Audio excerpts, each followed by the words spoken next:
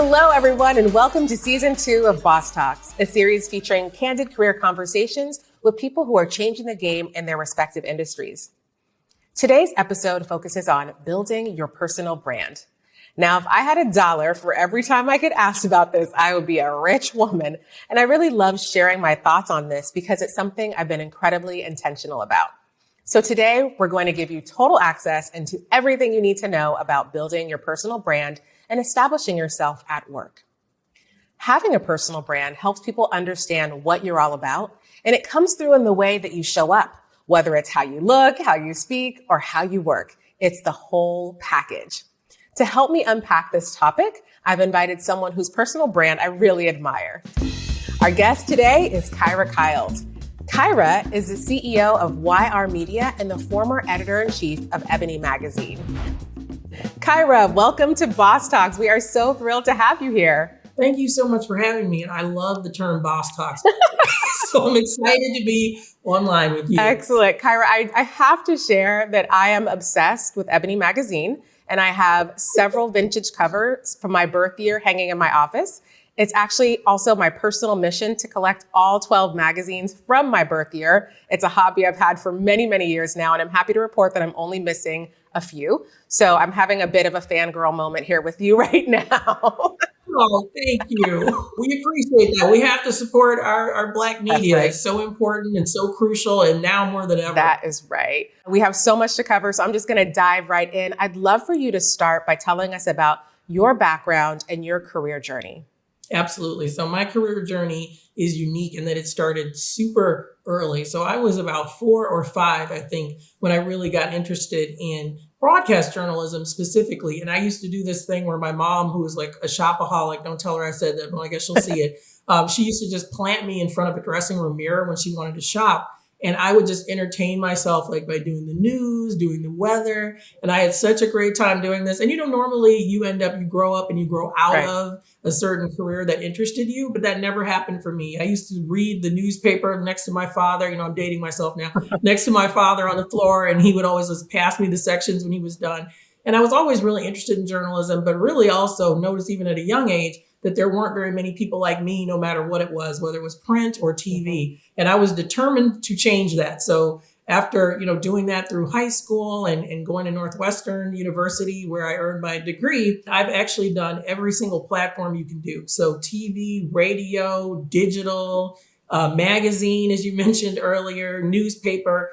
I just really love media. And as you mentioned, worked at Ebony editor-in-chief, which was a great experience in terms of just communicating directly with Black audiences and highlighting Black excellence. And now I'm super proud to be the CEO of YR Media, where I'm trying to help, light the way a little bit for young content creators, particularly of color and from underrepresented communities. And that's what I'm doing now from my base of Oakland. So I hope everyone can see why you are the perfect person to unpack this topic with us today, because this episode is all about building your personal brand. And I want to start really by defining it. So what does it mean to have a personal brand? And do you think it's important, Kyra, for people to have one?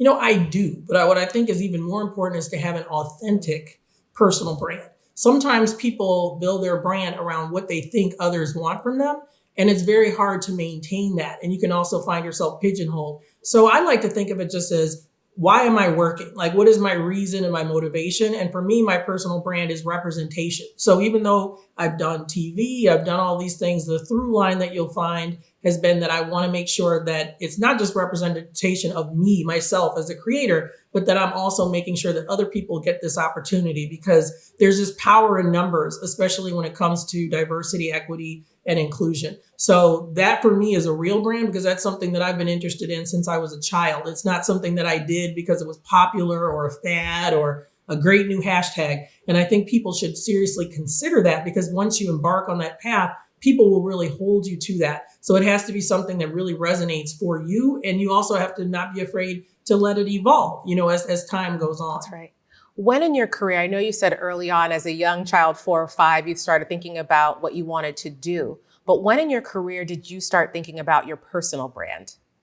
I think that I started thinking about that most when I was at the Tribune Red Eye. I had my own column called the Kyles Files. And I also had a TV segment on WGN TV, which was so much fun. And I got to work with some really incredible people. And it was all about the intersection of pop culture, gender, race. And that is how I really kind of materialized what I was telling you earlier is my interest in representation.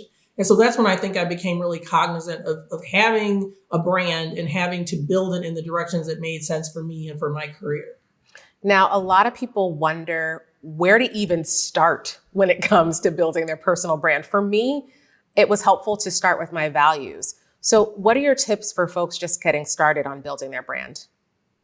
I totally agree with you on starting with your values because, as I mentioned, authenticity is important. If you pretend to be this sunny person and you are on social media being sunny and you're on LinkedIn being sunny and then people meet you and you're grumpy or you really don't enjoy talking to people, that'll be a problem because there'll be a major disconnect that you're going to have to solve for. So of course you have to obviously behave and comport yourself differently in different circumstances. But I think the important thing is to make sure you're true to yourself. Like I really like humor. And, that's the way that I look at life. And so when people meet me, I'm not going to give them this dour, like I'm an executive and this is how I do things because it's ridiculous. And I'm giggling to myself even as I just did that. I'm like, it does not feel real. So even though there may be some people who want me to behave that way, that's not natural for me. So I'm not going to do that. And I'm also not going to take a job or role that where I'm asked to do that. Like we need someone who behaves like this, then go get that person. Right. It's not me. Even though no, everything is not funny, but I do think that if you cannot,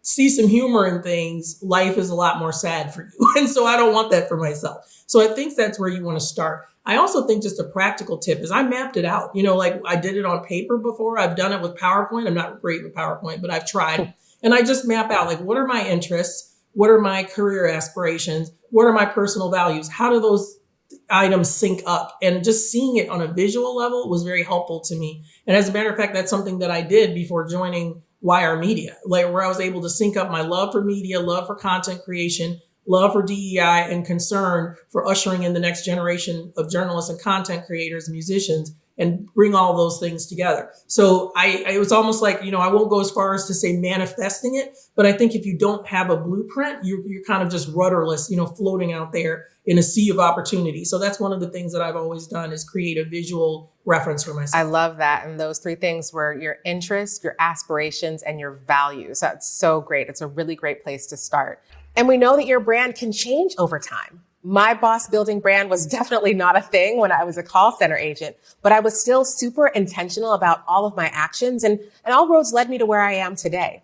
So I know your brand can change and grow and evolve with you over time. Talk to us about how that happens, Kyra. I think it just goes with, like I say, every few years, I make it a point to create that blueprint again and to look at it. And if it looks fine, I keep going. If there are alterations that I want to make, I change it. I mean, hopefully people are mutable. They're able to change. They're able to look around at their lives and things that are going on. And that's even on a personal level, and so I think that it's really important to have a plan. But what scares me is when people are too rigid. And so I think what it is you want to revisit it, look at your career path. Is it going in the general direction that you want? I mean, sometimes you have to take a step so-called back in order to step forward. And I think we're afraid of that because everything we hear with careers is climbing, promotions. Sometimes you can be promoted into a corner. And so I always look at that. Just because I'm good at something or someone has told me I'm good at something does not mean that I want to do that. At one point in my career, someone tried to make me into a meteorologist.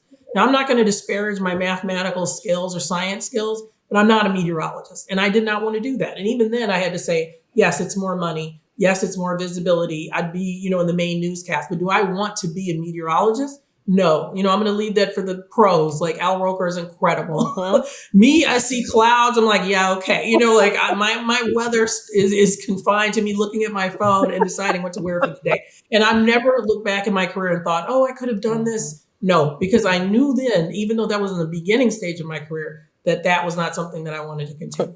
I love that story. So Kyra, let's be real for a minute. Some of us might need to rebrand. and that's okay. It's fine. As we've said, it's fine to make change and try something different with your brand if you need to. So what tips do you have for people who are thinking about the rebrand?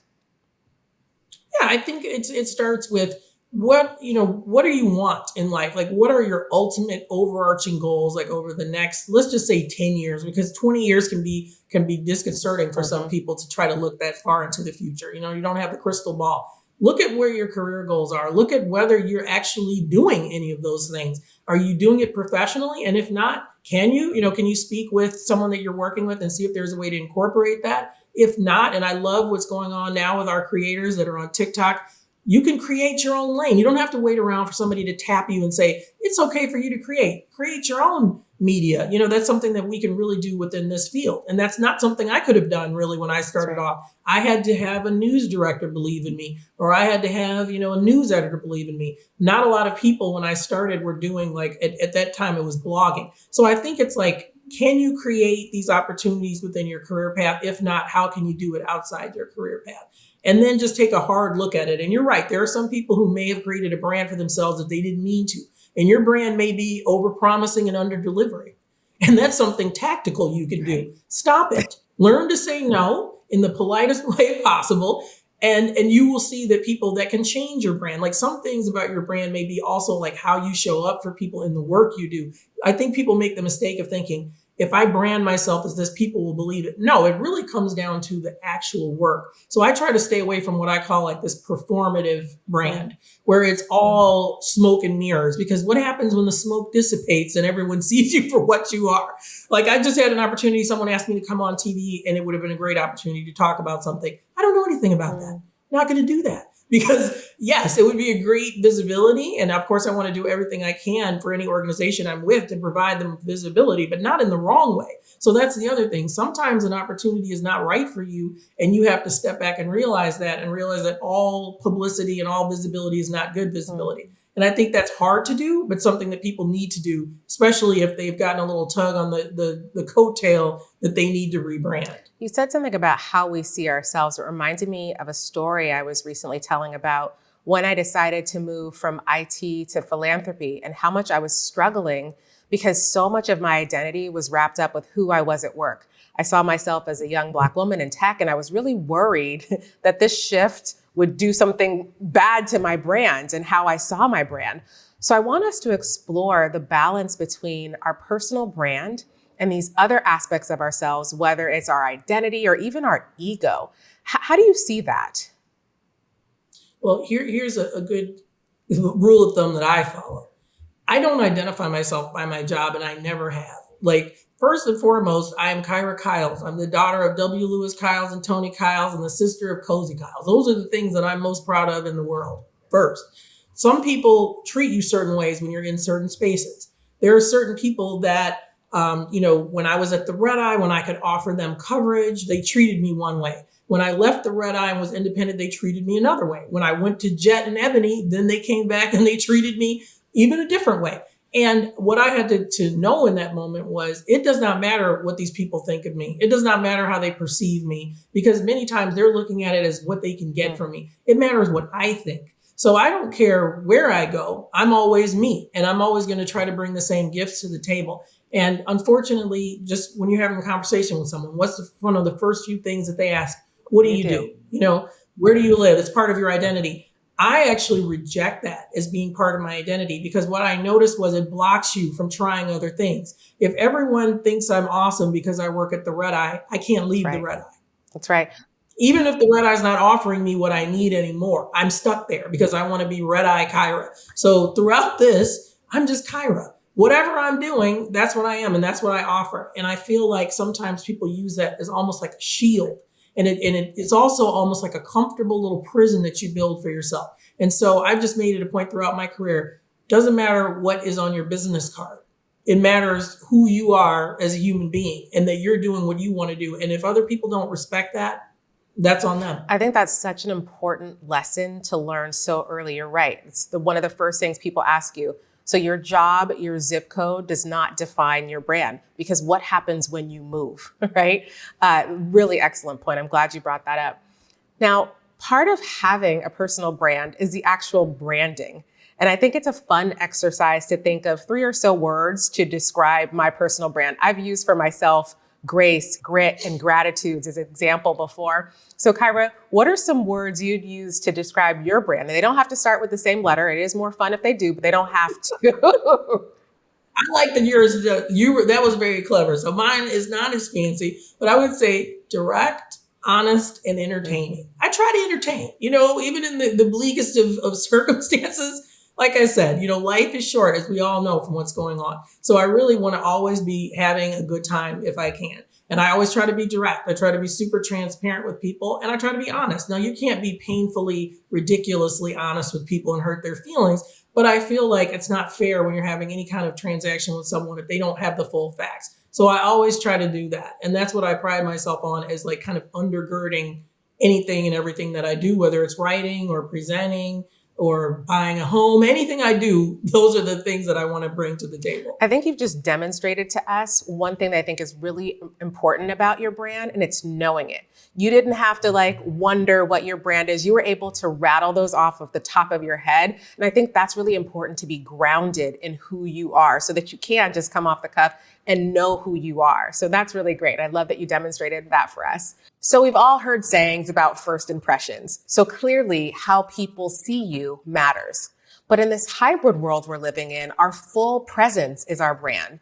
We have our in-person identity and our online identity through Zoom and social channels like LinkedIn and others.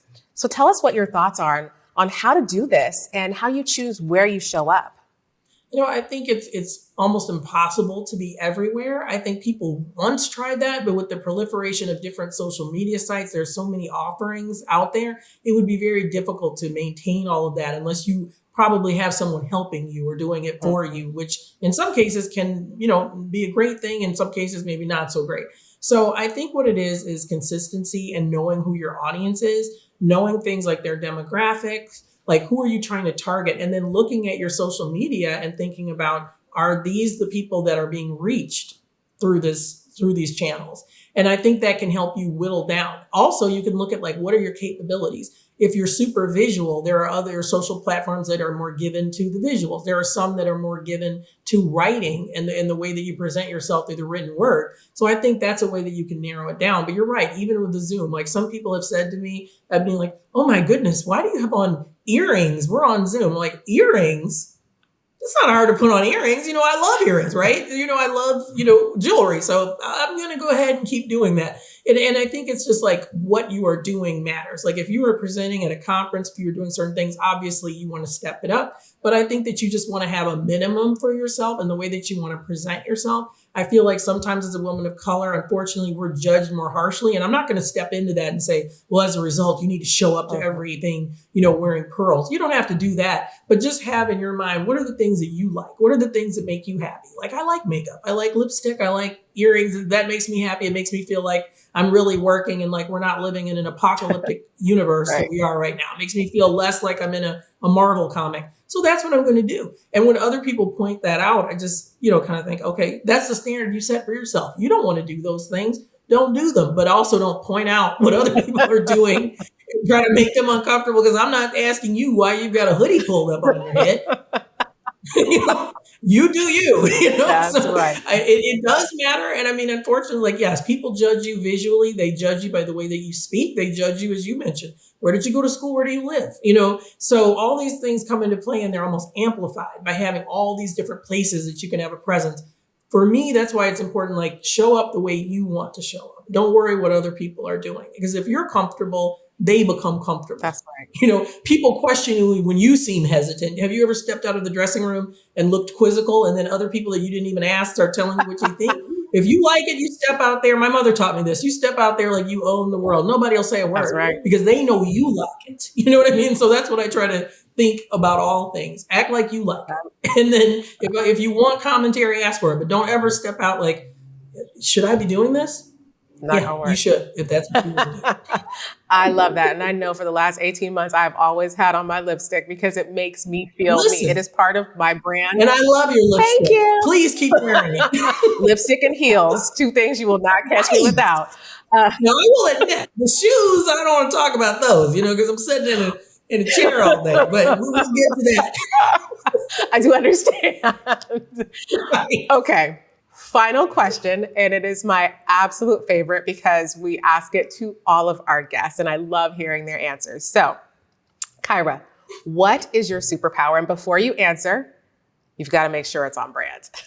My superpower is writing. Like, I can write super fast, so I'm like the Flash when it comes to that.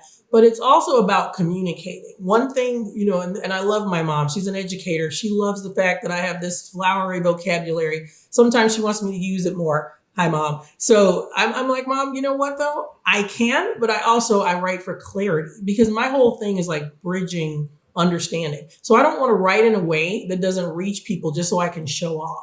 So my superpower is writing because I feel like I can do it fast, and I think I can also do it effectively, which I think is super important. I love that superpower. Definitely on brand for you.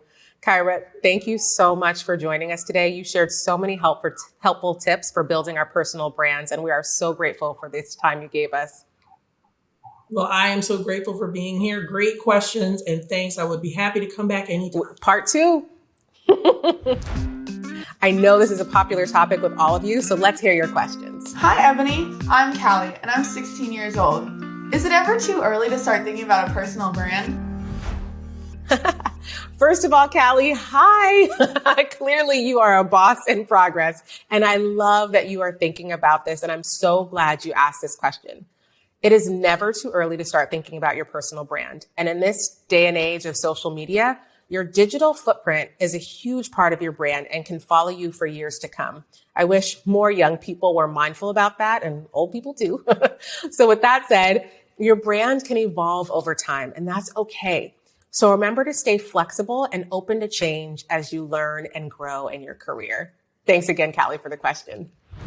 I hope you all enjoyed today's conversation. For more Boss Talks, be sure to check back here on Salesforce Plus so you never miss an episode. And to continue boss building, head on over to trailblazer.salesforce.com to join millions of trailblazers who are learning relevant skills and giving back with the Trailblazer community. With that, thank you for tuning in to Boss Talks. See you all next time. Say hello.